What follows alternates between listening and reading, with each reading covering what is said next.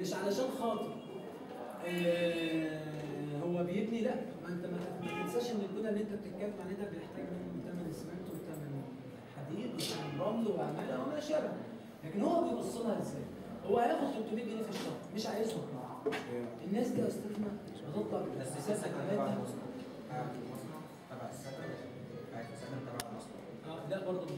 لا اسمعني بس في الاخر هوصلك ليه الناس الغريبه وليه الفتره الاخيره ما كانش في ناس غريبه بتشتغل. عشان مثلا ما سجلش اسمه، عشان بورسعيد بلد سنه مثلا في المعيشه. لا انا هقول لكم ده السر، واللي قال السر ده على فكره البدري فرغاني. حلين بس المشكله دي الاول بتاعت المصنع ده وبعد كده نتكلم في الاضرار. المصنع ده 7 سنين كام بس 7 سنين الموضوع لا بتاع والدي ده انا هعمل في ايه دلوقتي؟ ما انا قلت لحضرتك اذا كان الامر لائحه فانت من حقك مفيش اي كلام ان انت تخش.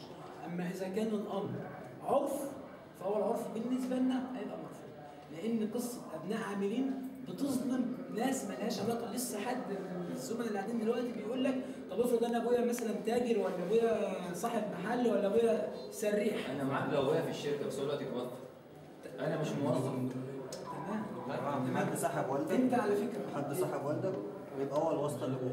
باذن الله باذن الله في الحمله دي ممكن تفاجئ ان ربنا يكرمك بحاجه احسن من الشركه اللي انت بتتكلم فيها. احنا ما بنتكلمش على الشركات الحد الادنى، احنا بنتكلم على الشركات الحد الاقصى، مستثنيين استثمار خالص بره القصه دي. يعني بنتكلم في غاز بترول في كهرباء فايق قناه السويس. ده كان تبع قناه السويس مش القصه ان احنا هنمشيها ابناء عاملين اسس ونظام الحمله مرفوض.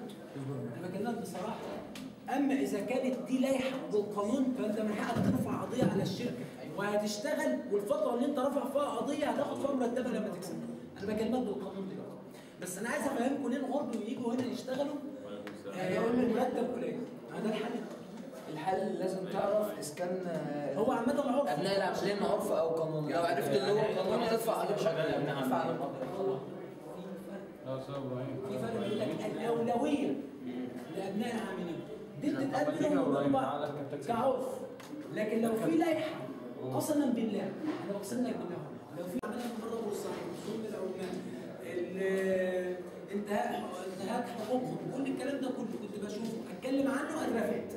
تاني يوم ده حقيقه يا جماعه خش على اليوتيوب اكتبوا انا بقول لك انا ذاك كم مصنع سواء كان طراسنا مصنع لوتس مصانع بره بورسعيد اللي هي على الحدود منها انا ممنوع من دخول الاستثمار نهائي.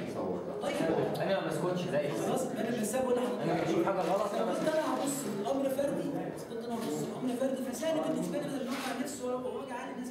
لكن القصه كلها ان انا بشتغل بشكل جماعي. في مشكله كلنا بنعاني منها. لو ما كناش كلنا رجاله ونقف كلنا ايد واحده ونقف نشوف مصلحتنا فين وعشان ما نرجعش بعد كده نشتكي ونقول ان الغرب اخذ البلد ومش لاقيين شغل لا. انا بقول اهو اذا كان كلنا هنحط ايدينا في الصحيه رجاله خايفين على مصلحه نفسنا ومصلحه بلدنا هنا لو ما عملناش كده ما حدش يروح بقى وما حدش يشتغل من اي حد يشتغل في يبقى كل واحد مع نفسه ان ليه واسطه يشتغل واللي مش واسطه قاعد معاه فلوس هيشتغل واللي معاه فلوس هيشتغل. هو ما بيشتغلش اللي معاه فلوس. تسعير ما بيشتغلش اللي معاه فلوس او اللي فاهم. خلي بالك اللي فاهم ده هيشغله عشان يسكتوه واللي معاه فلوس بفلوسه بيدفع عشان خاطر يخش. فاعتقد ان مجموعه الشباب اللي هنا بسم الله ما شاء الله يعني بس فاهمين بس فين اللي هدفين؟ كل حاجه يا عم انا معايا فلوس. في واحد بيروح يصطاد بص في واحد بيروح يصطاد واحد بيروح يصطاد بدون خلاص ممكن تلاقي ابو جمبري ده جاب حاجه قد كده ما شاء الله ودول ما جابش شبرايات. بعدين بصطاد امبارح جميل انت بتاع ربنا يعني انت بتسعى ادفع 35 بتقدم